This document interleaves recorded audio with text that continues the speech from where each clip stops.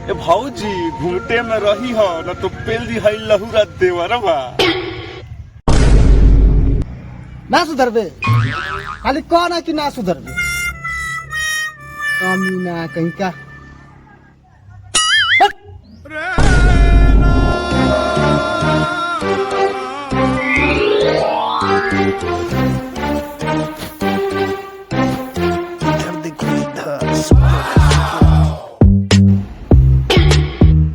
क्या चीज है यार,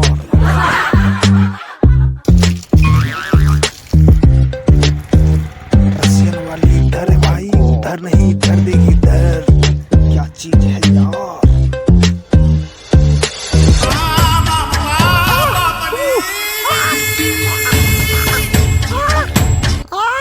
देखो बजरंग वाली हमारे साथ सुन लो। आजू आजू आजू आजू चंपो पटना चंपो कस के चंपो चंपो ले रहा। देखो तो बड़ा पटना धाके के बदले में चंपो ना चंपो चंपो।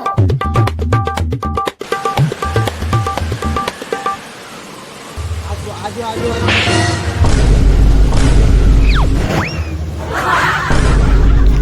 मामा माता चुप।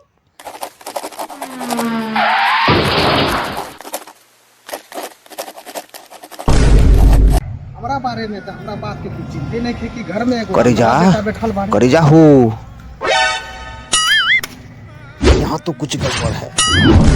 करे जा क्या है? चलो ना तुम्हारा बैटरी चार्ज कर देते हैं। नहीं, रातें तो किए थे। तो क्या हुआ, फिर से करा लो। नहीं, जल्दी जल्दी चार्ज करने से बैटरी जल्दी फूल। 4 बेर में ना फूली भोजी, 8 बेर में फूली। खूब फुलावत रहो। बउआ खिड़किया से देखो के झकता रे। रुक सरवा रुक रुक।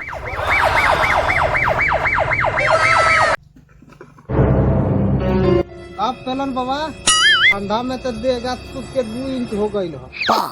पार्टी कहिया दे रहा 1 जनवरी के हम पार्टी देता नहीं। मोटका गाड़ी स्टार्ट कर।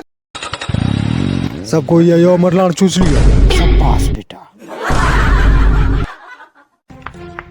बबुआ जितने कटवा उतने मोटाई काटा खूब काटा और गांड चाप के बैठवा ना तो खाली गाड़िए चौड़ा हो जाएगी। अच्छा पेलन बाबा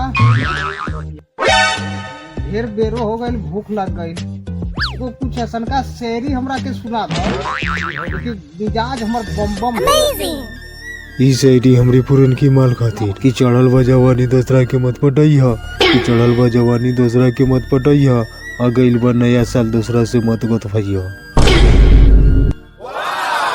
तू ना सुधरवा ई बुढ़ारी पर समझलो पेलन बाबा। और मोगी के जिंदगी आले तू मान ले करम के